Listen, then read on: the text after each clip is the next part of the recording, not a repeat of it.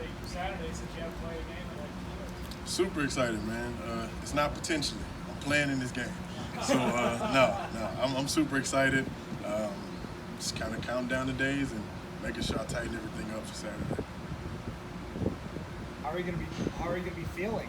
Just since it's been such a long time since you put the pads on for some sort of game. I think it'll be a little bit of nervousness, but I don't know. The inter squad practice is you kind of get the same feel, even though you don't tackle and all that stuff. Just going against another team. Like I said, for me, it'll be more fun than anything. I'll probably be a little bit more amped throughout the day since it's a night game than I normally would. But I'm just looking to have fun, man, execute, make sure I'm being exactly who they brought me in here to be on Saturday, and that's what my focus is. Mike, when you say it's not potentially that you're playing, have you gotten that word from the powers that be, or are you just trying to speak that into existence? Yeah, no. I'm playing in this game. Let's not.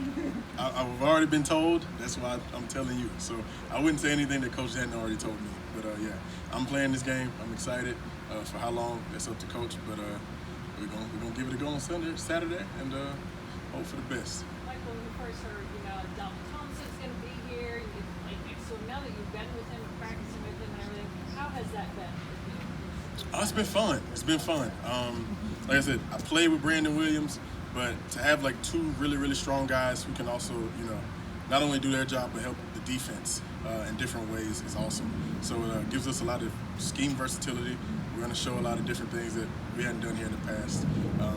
Remains to be seen which game, but I think we'll surprise some people.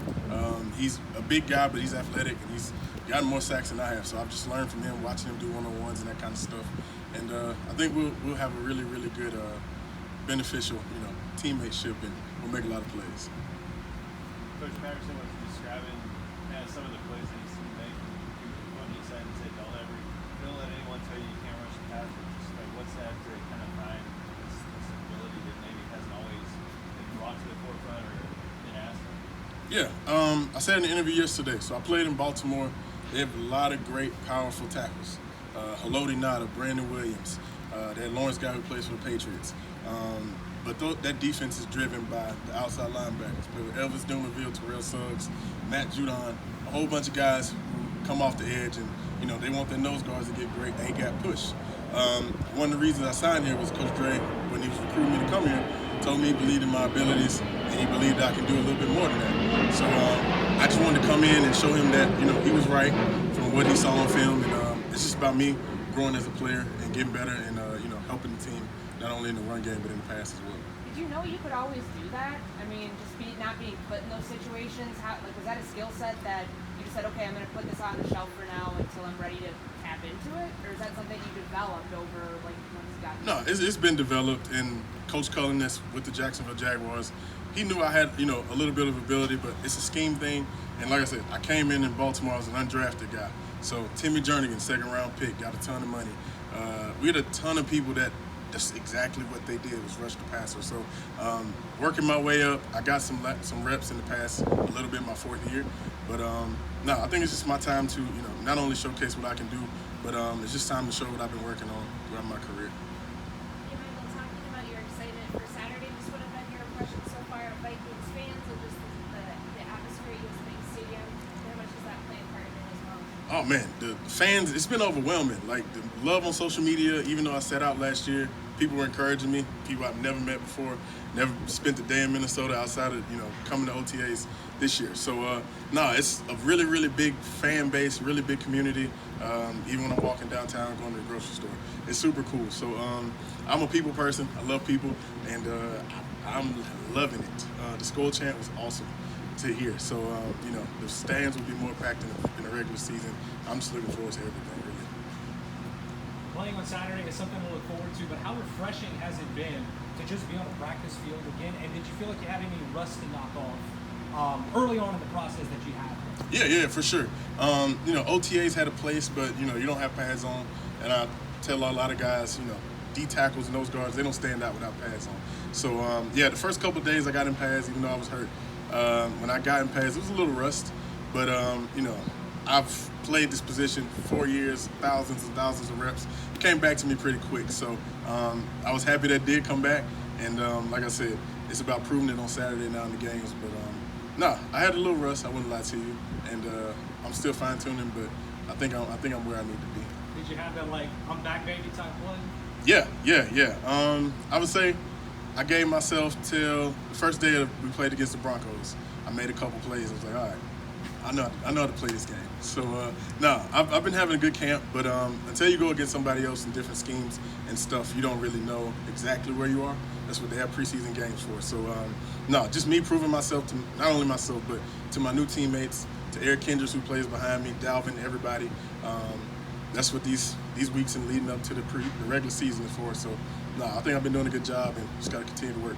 Since you do have different responsibilities in this scheme Mhm. where you've been previously, how do you go about adding pass rush moves, technique, and how different is it as far as like the preparation for what you're going to be doing in games? Yeah, I mean it's very different, but at the end of the day, you know, the game of nose guard is you only getting so many blocks combinations.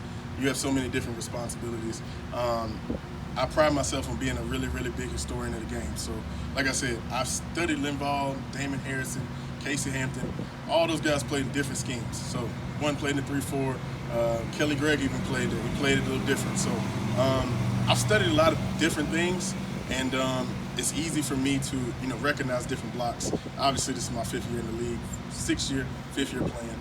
But nah, it's not too much I hadn't seen on film if I haven't seen it in person. So they did a really good job in OTAs, just getting me up to speed. And we had a really, really great year running the ball last year.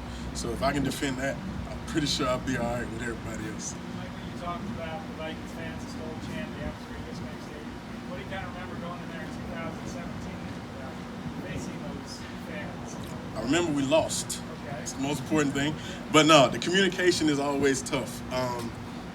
Playing on the defensive line when stuff changes, when things move, you need those linebackers. You need to hear the linebackers. You need to hear your defensive linemen if they have to do something. So it's super hard to communicate. I'm sure you guys know that. But no, it's just a very loud, energetic place. I relate it to Seattle gets a lot of love for their 12th man.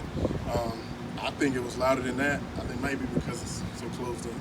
But no, it's a home field advantage for sure, and it's something I'm glad is on my side. How do you train yourself to, with the silent count? I know it's different when you have edge rushers who jump off sides because they might be trying to hear what the quarterback's saying. They can't see if the ball's being snapped.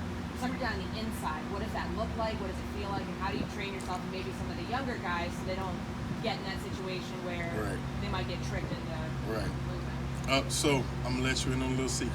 When you play nose guard, the center is in front of you. So when he moves, you move. That's what I tell Mac all the time. We don't need to listen to the quarterback. We don't need to worry about the cadence. You don't need to do anything. When the guy with the ball, who has the ball, snaps the ball, you go. Or if you're a guard, similar thing. So, everybody has different keys. Defensive ends tend to key different things. If you get like a game plan thing and you think you got something, that's something else. But for the most part, for me, it's super easy. When the center snaps the ball is when we roll. So that's really it for me.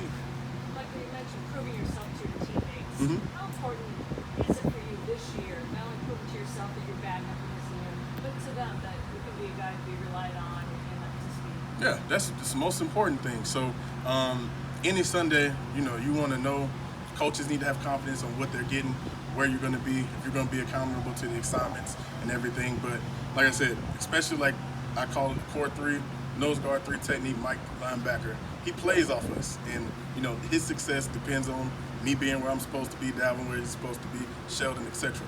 So I take great pride in not only being where I'm supposed to be, but also making some plays that aren't in my assignment, if you will. So no, it's super important that Kendricks has faith in me, our defensive coordinator, Coach Dre, on down the line. But for me, I embrace the role of being a leader on this D-line, and that's something I look forward to, and I wouldn't want to go into a game any other way. Physical attributes are one thing. Mhm. It's a big part of the game, but also communication is too, as you mentioned. You said that you're a people person. How much do you feel like your personality can help this defense as well, just kind of getting everybody on the same page and being such a vocal person naturally? Yeah, I think it can be. So I can relate to a lot of people, been around a lot of different people. I just enjoy playing football. So just bringing the joyful, spirit to practice, sometimes that does it. I've been around Terrell Suggs. The dude he was 35, felt like he was 19 years old, laughing, having a fun time all the time. So now I've learned from a lot of guys. Eric Weddle was a great leader. Not very much playful, but always locked in, always on his assignment. So picked up a lot of things from Marshall Yonder. So I've been blessed to be around a lot of different guys who have different leadership styles. I kind of have my own, but at the end of the day, it's about being accountable. Also bringing young guys along and just fitting in with the team and whatever way that may look for every person. So for me, it's just about being myself, working hard as I possibly can, being accountable, and bringing guys along with me. Last couple for Mike. Yeah. Awesome.